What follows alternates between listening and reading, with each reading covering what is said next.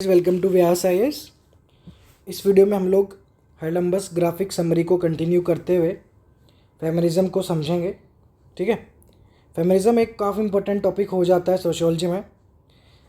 आप सब लोग को पता होगा फेमिनिस्ट का मतलब क्या होता है, फेमिनिज्म का मतलब क्या होता है। आज थोड़ा और डीप में इसको पढ़ते हैं। फेमिनिस्ट देखती हैं सोसाइटी को divided into different social groups. वो जानती हैं, वो समझती हैं कि सोसाइटी जो है वो अलग अलग सोशल ग्रुप्स में बटा हुआ है। ठीक है, मार्क्सिस्ट क्या बोलते हैं कि क्लासेस के बीच में कॉन्फ्लिक्ट है, बर्जुइजी और प्रोलेटेरिएट के बीच में कॉन्फ्लिक्ट है, ऑनर और वर्कर के बीच में कॉन्फ्लिक्ट है। इसलिए मार्क्सिस्ट को कॉन्फ्लिक्ट थ्योरी बोला जाता है, कॉन्फ्लिक्ट थ्योरिस्ट बोला जाता है। फेमिनिस्ट को भी बोला जाता है कॉन्फ्लिक्ट थ्योरिस्ट, बट वो कॉन्फ्लिक्ट देखते हैं मैन और वुमेन का। फेमिनिस्ट क्या देखती हैं? कॉन्फ्लिक्ट देखती है मैन और वुमेन का।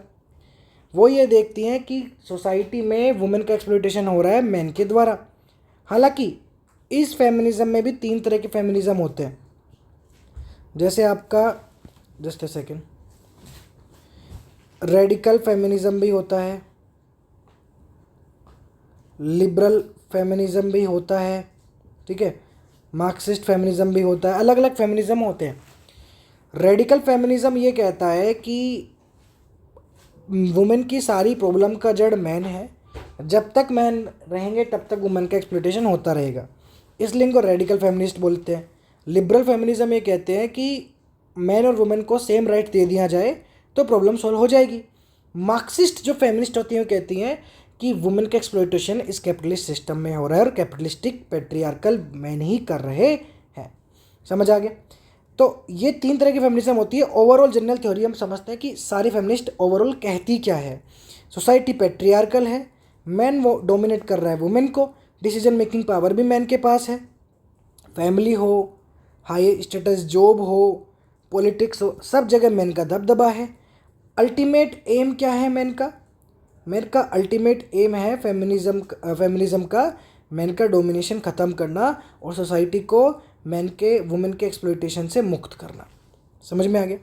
सम feminist writers disagree that all women are equally oppressed.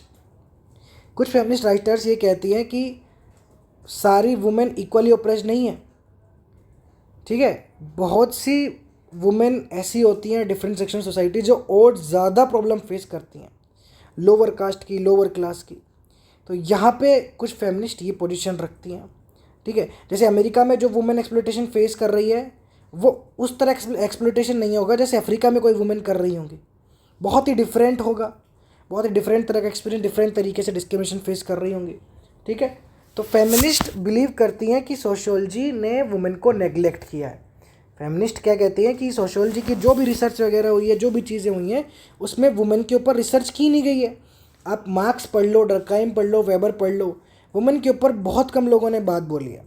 ठीक है, वुमेन के ऊपर स्टडीज़ बहुत कम हुई हैं और वुमेन के इश्यूज़ को समझा नहीं गया है।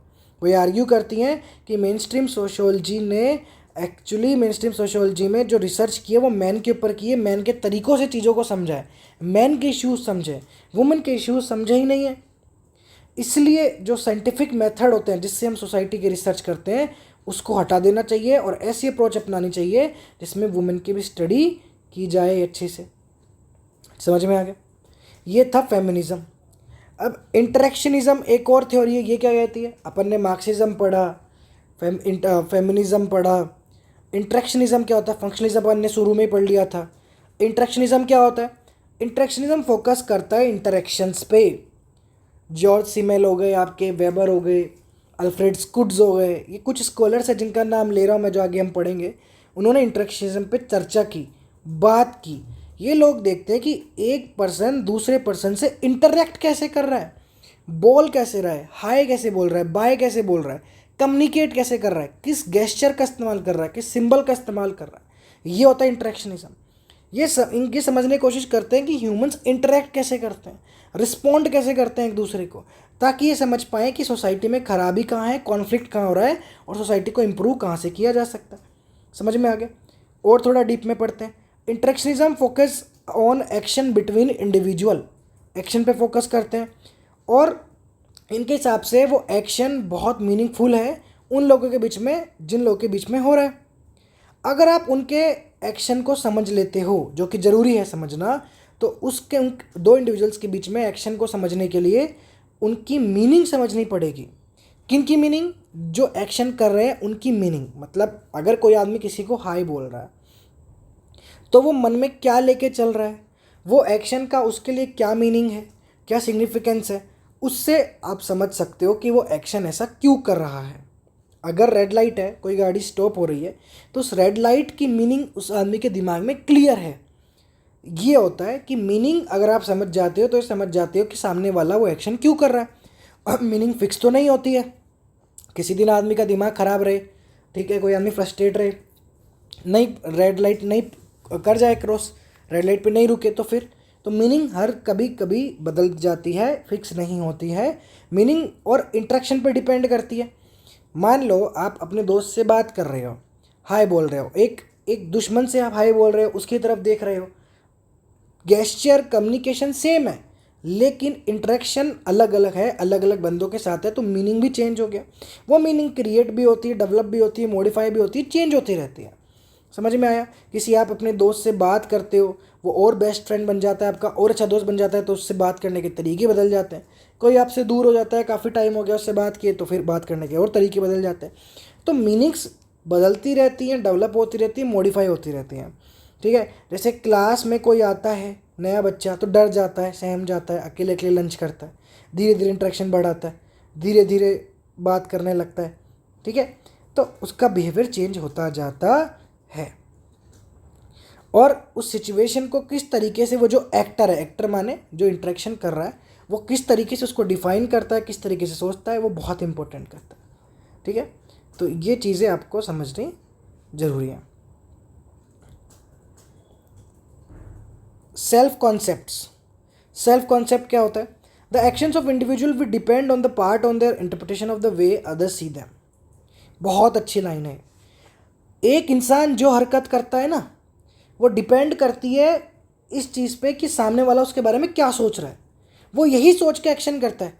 कोई भी इंसान जब कुछ कर रहा है ना, तो वो ये ज़रूर सोचता है कि सामने वाले क्या सोच रहे होंगे, सामने वाले उसका क्या इंटरप्रिटेशन कर रहे हो, वो सोच के ही वो ऐसा एक्शन करता है। तो इंसान का एक्शन, इंडिविजुअल का एक्शन डिपेंड करता है दूसरों की इंटरप्रिटेशन पे। इसलिए इंटरेक्शनिस्ट इस चीज़ को पढ़ना चाहते हैं। इंटरेक्शनिस्ट फोकस करना चाहते हैं सेल्फ पे। वो सेल्फ को पढ़ना चाहते हैं। हर इंसान का अपना सेल्फ होता है, वो सेल्फ डेवलप होता रहता है, वो इंटरेक्शन पे डेवलप होता रहता है, ठीक है। तो हर इंसान अपना एक सेल्फ डेवलप कर लेता है। एक होता है ना पिक्चर ऑफ देम सेल्फ, कि हम सोचते हैं कि लोग हमारे बारे में क्या सोचते हैं, सबके दिमाग में होती होगी। आप लोग इंटरेक्ट करते हो एक दूसरे के साथ, तो आप लोगों के पक्के दिमाग में एक चीज़ होगी कि हाँ, लोग मेरे बारे में ये सोचते हैं कि मैं इस तरह का लड़का हूँ, इस तरह की लड़की हूँ, है ना। लोग बोलते हैं ना कि देखो सबको पता है मैं इस तरह का लड़का हूँ, सबके दिमाग में ये आइडिया जरूर रहता है कि लोग उसके बारे में क्या सोचते होंगे। ये सोशियोलॉजिस्ट पढ़ना चाहते हैं, इसको कहते हैं सेल्फ। सबको पता रहता है कि अब उसकी इमेज सोसाइटी में क्या होगी, और वो सेल्फ, वो इमेज चेंज होती रहती है, इंटरेक्शन करने से चेंज होती रहती है, बात करने से चेंज होती रहती है। इसको कहते हैं लुकिंग ग्लास सेल्फ थ्योरी, जो चार्ल्स कूले ने डेवलप की थी। कि हम किस तरीके से एक्ट कर रहे हैं हमारे सेल्फ पे डिपेंड करता है। हमने जो हमारा सेल्फ बना रखा है उस पर डिपेंड करता है, भले ही अंदर से हम वैसे ना हो, ठीक है। Actors tend to act in terms of self concept, वही बात जो मैंने बोली। Thus if they are consistently defined as disreputable, respectable, servile और ऑर्गन। तो इस तरीके से हम देख सकते हैं कि हर इंसान को, किसी को आप एग्रेसिव बोलते हो, किसी को गुस्से वाला बोलते हो, किसी को शांत बोलते हो, किसी को इंट्रोवर्ट बोलते हो, एक्सट्रोवर्ट बोलते हो, तो उनके दिमाग में सेल्फ इमेज बन जाती है। फिर उस हिसाब से काम करते हैं। उनको पता है कि यार मेरे बारे में लोग सोचते हैं, मेरी ये इमेज है, तो वो उसको इमेज को बनाए रखने की कोशिश करते हैं मोस्टली, ठीक है। ये मीनिंग बनती कैसे है? मैंने क्या कहा कि इंटरेक्शन कोई कैसे कर रहा होता है, कोई एक्शन कोई कैसा कर रहा होता है, उसकी मीनिंग जाननी पड़ेगी। अगर कोई रेड लाइट पे खड़ा है तो इसका मतलब रेड लाइट की इंपॉर्टेंस, रेड लाइट को मीनिंग दे रहा है, ठीक है। और इस मीनिंग को ही इंटरेक्शनिस्ट समझने की कोशिश करते हैं कि किस तरीके से सिचुएशन हो रही है, किस तरीके से इंटरेक्शन हो रहा है, किस तरीके से सेल्फ बन रहा है, किस तरीके से इंसान खुद को डिफाइन कर रहा है हर सिचुएशन में, किस तरीके से एक्टर्स खुद के गेस्चर, अपीयरेंस और मैनर्स और इंटरप्रिटेशन कर पा रहे हैं। ठीक है। जैसे पुलिस है, पुलिस किसी इंसान को देख के समझ जाती है यार ये बंदा तो बड़ा एग्रेसिव है ना, तो वो इंटरेक्शन करने के तरीके से समझ में आ जाता है। तो इंसान की जो डेफिनेशन है, इंडिविजुअल की जो डेफिनेशन है, वो प्री कंसेप्शन पे बेस्ड नहीं है। मतलब ऐसा नहीं है कि आप किसी को मुंह पे जाके उसकी शक्ल या चेहरा देख के, बॉडी देख के बोल दोगे कि ये तो चोर है। इंटरेक्शन, नेगोशिएशन, एक्शन से समझ में आता है कि ये बंदा कौन है और किस तरह का बंदा है। बहुत ही सिंपल बात है, बहुत ही सिंपल थ्योरी है। इसलिए सोशियोलॉजी को one of the easiest option बोला जाता है, क्योंकि ये वो चीज़ें बोल रहा है जो हम सोसाइटी में रोज़ फेस करते हैं, ये तो हमें पता है। फिर सोशियोलॉजी में मार्क्स क्यों नहीं आते, फिर सोशियोलॉजी को लोग कवर क्यों नहीं कर पाते हैं? क्योंकि सोशियोलॉजी में कुछ चीज़ें ऐसी होती हैं जो रटने की होती हैं, थिंकर्स, थ्योरीज, और आंसर लिखना आना चाहिए। चीज़ों को समझना, लिखना, दोनों बहुत ज़मीन आसमान का फ़र्क होता है। इसलिए हम लोग अनलिमिटेड आंसर राइटिंग चलाते हैं सोशियोलॉजी के लिए और जीएस के लिए। ठीक है, इस नंबर पे आप कांटेक्ट कर सकते हैं और इस आंसर राइटिंग प्रोग्राम की जानकारी ले सकते हैं जो हम सोशियोलॉजी के लिए भी चलाते हैं। 8851628134 unlimited answer writing for GS and sociology, जिसके अंदर आपको मेंटरशिप भी मिलती है और आंसर राइटिंग भी आप कर सकते हो। ठीक है, समझ में आ गया। नेगोशिएशन एंड रोल्स, नेगोशिएशन की बात हो रही है। अब नेगोशिएट कौन कर रहा है? दो party, multiple parties, group, multiple individuals negotiate कर रहे हैं। ये जो नेगोशिएशन हो रहा है, नेगोशिएशन मतलब वो वाला नेगोशिएशन नहीं कि 10 रुपये नहीं दूंगा 8 रुपये दूंगा। नेगोशिएशन मतलब बात जो चल रही है, जो इंसान आपस में बात चल कर रहा है, इंटरेक्शन हो रहा है, नेगोशिएट हो रहा है, लोग आपस में बात कर रहे हैं, वो फंक्शनलिस्ट के लिए बड़ी इंपॉर्टेंट चीज़ होती है। क्योंकि इंडिविजुअल अपना रोल नेगोशिएट करके ही निकाल पाता है। ठीक है, हर इंसान का अपना रोल है सोसाइटी में। आपका अपना रोल है, आपके पापा का अलग रोल है। हर उम्र में हर इंसान का अलग रोल होता है, हर सिचुएशन में, हर कंटेक्स्ट में अलग रोल होता है। ठीक है, एक पति पत्नी के सामने अलग बिहेव करेगा और वही बंदा अपनी कंपनी में अलग बिहेव करेगा। तो एक्चुअली रोल्स बदलते रहते हैं, क्लियर नहीं होते, वेग होते हैं, एम्बिगस होते हैं। ठीक है, तो ये जो क्लैरिटी नहीं होती है ना, इससे नेगोशिएशन, इम्प्रोवाइजेशन, क्रिएटिव एक्शन होता है। जैसे कोई इंसान है, कोई इंसान एक्चुअली में कहीं जा रहा है, बात कर रहा है, उस टाइम उसका कोई रोल नहीं है। पत्नी के सामने पति रहेगा, कंपनी में या तो बॉस रहेगा या एम्प्लॉय रहेगा, बट वो कहीं जा रहा है, कहीं बात कर रहा है, तो उसके सामने बहुत स्कोप है कि वो कैसा रोल प्ले करता है। किसी नए इंसान से बात करता है तो किस तरीके से कर सकता है, कहाँ वो कैसा दिखना है, उस पर वो सोच सकता है। ये नेगोशिएशन की इंपॉर्टेंस है। जैसे दो लोग शादी करते हैं, अभी शादी किए हैं, नहीं पता था एग्जैक्टली हस्बैंड वाइफ कैसे होते हैं, उन्हें देखा है, फिल्मों में देखा है, ये देखा है, बट उनका रोल अभी अप्लाई नहीं हुए। धीरे धीरे जब वो इंटरेक्ट करेंगे, नेगोशिएट करेंगे, तब धीरे धीरे उनको सिचुएशन समझ में आने लगेगी कि वाइफ क्या करती है, हस्बैंड क्या करता है। और ये नेगोशिएशन की बात यहीं पे ही हो रही है। अगर दो लोग शादी करते हैं और वाइफ शुरू से ही अपना रोल प्ले करती है कि मैं तो बाहर जाके कमाऊंगी, मैं घर में खाना नहीं बनाने वाली, तो हस्बैंड अगर एडजस्ट करता है तो वो नेगोशिएट हो चुका है मामला। अब वाइफ कमाने जाएगी, बाहर निकलेगी, और ये चीज़ रीनेगोशिएट भी हो सकती है बाद में। कभी हो सकता है हस्बैंड बोले नहीं तुम बाहर बहुत ध्यान दे रही हो, घर में ध्यान नहीं देती हो। तो ये जो रोल है इंसान का बदलता रहता है, बढ़ता रहता है, नेगोशिएट होता रहता है, रीनेगोशिएट होता रहता है। समझ में आ गया? चलो, इस वीडियो का लास्ट टॉपिक बड़ा इंटरेस्टिंग टॉपिक लगता है मुझे तो, ये पोस्ट मॉडर्निज्म। एक होता है मॉडर्निज्म। मॉडर्निज्म क्या होता है? मॉडर्निज्म होता है ट्रेडिशनल से जो डिपार्चर हो जाता है, वो होता है मॉडर्निज्म। मॉडर्निज्म मतलब हमेशा ये नहीं होता कि कुछ यूनिक हो रहा है या फिर कुछ अच्छा हो रहा है। जनरली लोग ये सोच लेते हैं कि मॉडर्न होना चाहिए, मॉडर्निटी आनी चाहिए, सोसाइटी में कितने पुराने लोग हैं, पुरानी सोच के लोग, ऐसा नहीं है। अगर आप देखोगे आज आज साइबर ट्रोलिंग देख लो, आप जेन ज़ी देख लो, इंडिविजुअलिज्म जो बढ़ रहा है, मेटरिज्म जो बढ़ रहा है, वो मॉडर्निज्म में ही तो हो रहा है, पर क्या अच्छा है वो? नहीं। तो ये कंसेप्शन दिमाग में मत लाना कि मॉडर्निज्म का मतलब हमेशा ये हो रहा है कि कुछ अच्छा हो रहा है। अच्छा नहीं हो रहा, पुराने से कुछ अलग हो रहा है। वो अलग अच्छा भी हो सकता है, बुरा भी हो सकता है। यही थ्योरी है पोस्ट मॉडर्निज्म की। पोस्ट मॉडर्निज्म बनने लग गए थे मॉडर्न थ्योरीज के बाद। मॉडर्निज्म आया, मॉडर्निज्म के लोगों ने खूब तारीफ करी, फिर आया पोस्ट मॉडर्निज्म। इन्होंने चैलेंज कर दिया पूरे मॉडर्निज्म के कॉन्सेप्ट को। इन्होंने ये बोला कि सोसाइटी में चेंज हो रहा है, सोसाइटी आगे बढ़ रही है, डेवलपमेंट हो रहा है, सिविलाइजेशन बढ़ रहा है, वो नॉन प्रोग्रेसिव है। नॉन प्रोग्रेसिव है, चाहे वो मार्क्सिज्म हो, चाहे फेमिनिज्म हो, चाहे फंक्शनलिज्म हो, चाहे इंडस्ट्रियलाइजेशन हो, ग्लोबलाइजेशन हो, कुछ भी देख लो, सब के सब अबेंडन कर दिए जाने चाहिए। कुछ भी यूज़फुल नहीं है। ये आज की एज है पोस्ट मॉडर्न। मॉडर्न एज चली गई है, मॉडर्निज्म चला गया है। आज हमें चाहिए नई थ्योरीज, क्योंकि ना मार्क्सिज्म से प्रॉब्लम सोल्व हो रही है, ना फेमिनिज्म से हो रही है, ना फंक्शनलिज्म से हो रही है। ये कहते हैं, वो इनके दो बेसिक पॉइंट हैं।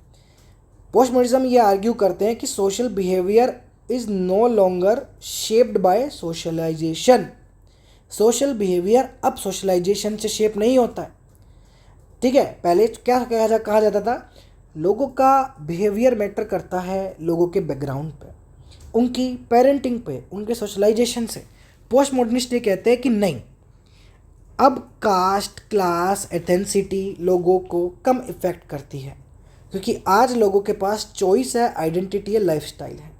आज वो चाहें तो खुद को डेवलप कर सकते हैं, अलग आइडेंटिटी दे सकते हैं। ज़रूरी नहीं है लोअर क्लास का बच्चा लोअर क्लास में रहे, ज़रूरी नहीं है एक बच्चा एक रीजन में ही हमेशा रह जाए, माइग्रेट होकर दूसरे रीजन में भी जा सकता है, चॉइस है।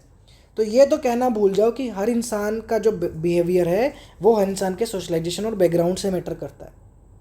वो एग्जैक्ट सिचुएशन पे मैटर करता है, किस सिचुएशन में अभी है, उसका बैकग्राउंड कब का छूट चुका है, ठीक है। और ये कहते हैं कि सोशल ग्रुप्स के बीच में जो बाउंड्रीज है वो टूट रही हैं। अब आप ये नहीं कह सकते हो कि ये बंदा यही लाइफस्टाइल आगे यही लाइफस्टाइल जिएगा। आप किसी को देख के नहीं कह सकते कि ये बंदा यही लाइफस्टाइल जी रहा है, ये इसकी लाइफस्टाइल ही यही है, नहीं कह सकते आप। फिर दूसरा थ्योरी पोस्ट मॉडर्निस्ट ये कहते हैं, ये उस बिलीफ को चैलेंज करते हैं, वो बिलीफ जो ये कहता है कि नॉलेज जो सोसाइटी में प्रोड्यूस हो रही है वो सॉल्व कर देगी सब कुछ। ये कहते हैं कि सोशियोलॉजी जो ट्रुथ डिस्कवर करना चाहती है वो ट्रुथ कभी नहीं आएगा। कोई नॉलेज कोई ट्रुथ नहीं होता है, सारी नॉलेज सारे ट्रुथ लैंग्वेज ही है। लैंग्वेज कभी भी एक्सटर्नल वर्ल्ड को ढंग से डिस्क्राइब नहीं कर सकती है। बातों में आप जो भी बोल रहे हो, जो भी थ्योरीज़ है, जो भी चीज़ें हैं, सोशियोलॉजी है, बायोलॉजी है, सब बातें ही हैं, लैंग्वेज है। पोस्ट मॉडर्निस्ट ये कहते हैं कि ये लैंग्वेज कभी भी एग्जैक्ट सिचुएशन में क्या हो रहा है, एक्सटर्नल वर्ल्ड में क्या हो रहा है, डिस्क्राइब नहीं कर सकती। नॉलेज सब्जेक्टिव होता है, कोई भी ट्रुथ नहीं होता है, परम सत्य एब्सोल्यूट ट्रुथ नहीं हो सकता। सबकी अपनी अपनी नॉलेज है और नॉलेज सब्जेक्टिव है। सब्जेक्टिव मतलब समझते हो ना, हर इंसान की अपनी नॉलेज है, अपनी थ्योरी है। हर सब्जेक्टिव मतलब होता है हर सब्जेक्ट की, सब्जेक्ट मतलब ये विषय नहीं, सब्जेक्ट मतलब हर पर्सन, ऑब्जेक्ट, हर चीज़ की अपनी थ्योरी है। नॉलेज एब्सोल्यूट ट्रुथ में कभी नहीं बदल सकती। पर्सनल व्यू पॉइंट कभी भी पूरी तरीके से सही नहीं हो सकता, ठीक है। फिर पोस्ट मॉडर्निस्ट जैसे एक जीन बॉड्रिलैंड का नाम आता है। जीन बॉड्रिलैंड ये कहते हैं, आज का टाइम ऐसे आ गया है कि रियलिटी और इमेज में फ़र्क समझना ही मुश्किल है। मीडिया इमेजेस इतनी ज़्यादा सफोस्टिकेटेड हो गई है कि समझ नहीं आता कि रियलिटी है। आपको पता होगा कि आजकल ऐसी एडिट कर दी जाती है इमेजेस, वीडियो, समझ नहीं आती है रियल है या फेक है। इतना ज़्यादा सेचुराइजेशन हो गया सोसाइटी का मीडिया के साथ। अब आप सोचोगे एकदम से नई बात कहाँ से आ गई। ठीक है, ये एक थ्योरी है जो आपको याद रखनी है, जीन बॉड्रिलैंड की, जो आपकी सोशियोलॉजी के आंसर्स में काम आ सकती है। ये भी पोस्ट मॉडर्निस्ट थे, हालांकि जो मेन जो दो व्यू थे वो अपन ने डिस्कस कर लिए यहीं पे। ये दोनों व्यू बार बार पढ़ना, समझना, रटना, ऐसे ही चीज़ें याद होंगी, ठीक है। अब पोस्ट मॉडर्निस्ट एनालाइज करते हैं differences between members rather than similarities. Post modernist ये देखते हैं मेंबर्स के बीच में डिफरेंसेस क्या हैं, वो सिमिलरिटी पे फोकस नहीं करते हैं। वो ये देखते हैं कि सिमिलर डिफरेंसेस कहाँ हैं, क्योंकि वो मानते हैं कि हर इंसान की अपनी नॉलेज है, हर इंसान की अपनी व्यू पॉइंट है, और आप उनको जज नहीं कर सकते हो। ना तो आप ये कह सकते हो कि ये सुपीरियर है या ये सुपीरियर है, या ये वैलिड है या इनवैलिड है। सबके अपनी ओपिनियन है, सबके अपने व्यू पॉइंट है, सबके अपने डिफरेंसेस है, ठीक है। चलो आज के लिए इतना ही। नेक्स्ट हम पढ़ेंगे human behaviour and sociological research. Thank you so much.